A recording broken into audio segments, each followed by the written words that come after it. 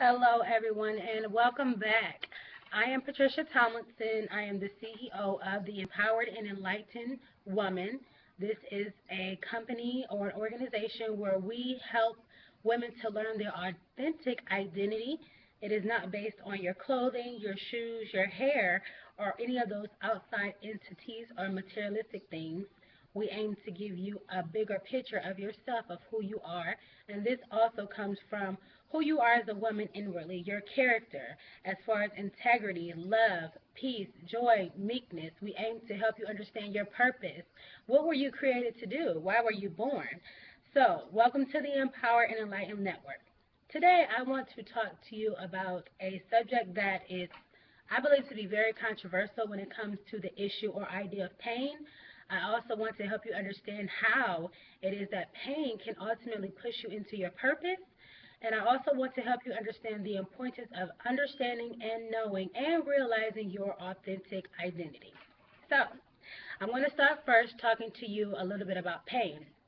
This is something that all of us as people experience. All of us experience pain, all different types of forms, whether it goes from rape or molestation, abuse of any form, including mental, emotional, verbal, sexual, spiritual.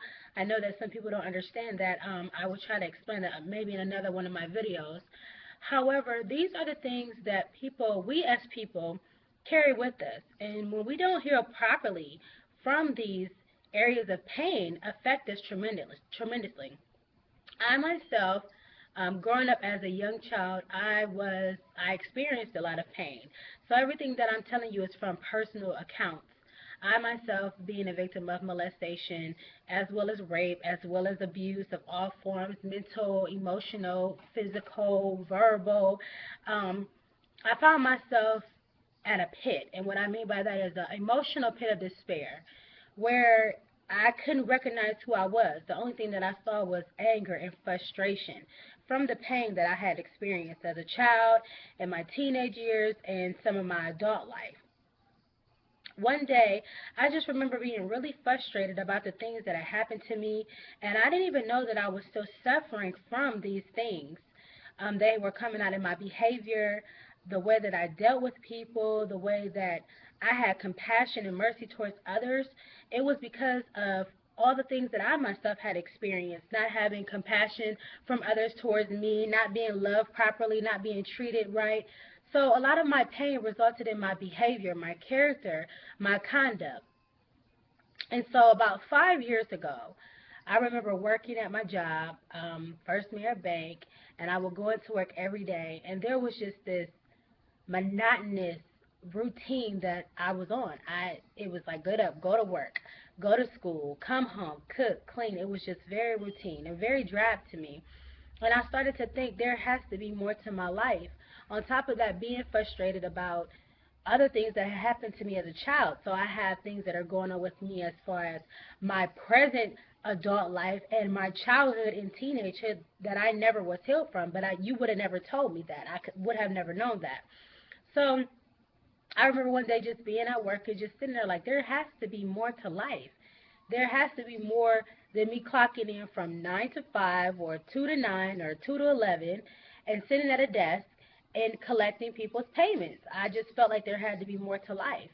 And from that question, I know that Mark Twain says that the two most important days in your life is the day that you were born and the day that you figure out why you were born.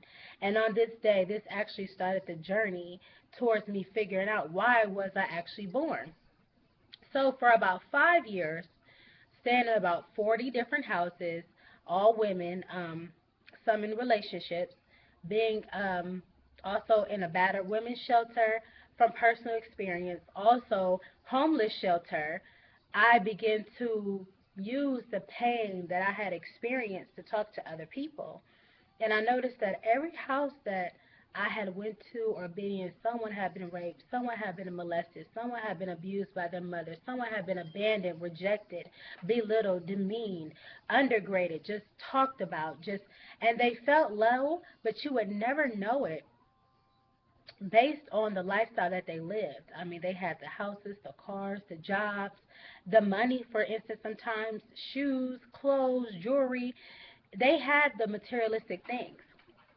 But the problem with that is that I noticed that a lot of it was not authentic. Sitting and talking and being around different people, I started to see myself in these people, in these women. I started to notice, Janae, you're not the only one that is dealing with this issue. Patricia, you're not the only one that feels like this. You're not the only one that is holding on to something that ultimately has hurt you and cost you pain. And it was in those moments that I would journal and I would write, and I could see a lot of similarities about from my life to other women. And so, with all the pain that I went through, I started to learn my identity from all these houses, all these interactions, all these women, and a lot of the people. Even for some instances, men. I began to see a pattern in my life of me coming to the same company as people that have been hurt or abused or talked about as myself. Um, and from that pain, I would talk to them and I would tell them the very same thing that I wanted people to tell to me. You're important, you're loved, you're cherished, you're liked. You can do it, you can make it. You are beautiful, you are successful. You're going to change the world, you're going to make an impact. You have greatness inside of you. All of these things that I would tell people, that I would want others to tell back to me, I begin to tell to other people. But in retrospect, I noticed that a lot of times people were not able to tell me the same things back, which created a question for me. If I'm doing unto others the way that I want to be treated, why am I myself not being treated the way that I'm treating others? And this created a question that now I ultimately have an answer to. We ourselves are not able to treat other people the way that we want to be treated because of the pain that we've experienced from our past. It is proven if you are not healed from things that have occurred in your past, they come back up, they haunt you, and ultimately your behavior and your conduct and character can be that of another person's treating of you. So, for 5 years, I went on a journey, and it was very difficult because people are so hurt. People are full of pain, full of anger, full of rage, and you would never know this by looking at them. You would never know that some of them are in the emotional turmoil that they are, mental turmoil that they are. You would never know this. And ultimately, now that I have come out of those 5 years, I am happy to say that I have currently learned my identity. My identity, which does not come from those materialistic things that I once had, those relationships that I once had, those jobs, those shoes, those cars, friends, money. My identity does not come from those outward, tangible things. My identity actually comes from the intangible woman that I have grown to become. In retrospect, the woman of God that I have come to know myself as now that I am healed. Um, do not be mistaken that the healing process is difficult.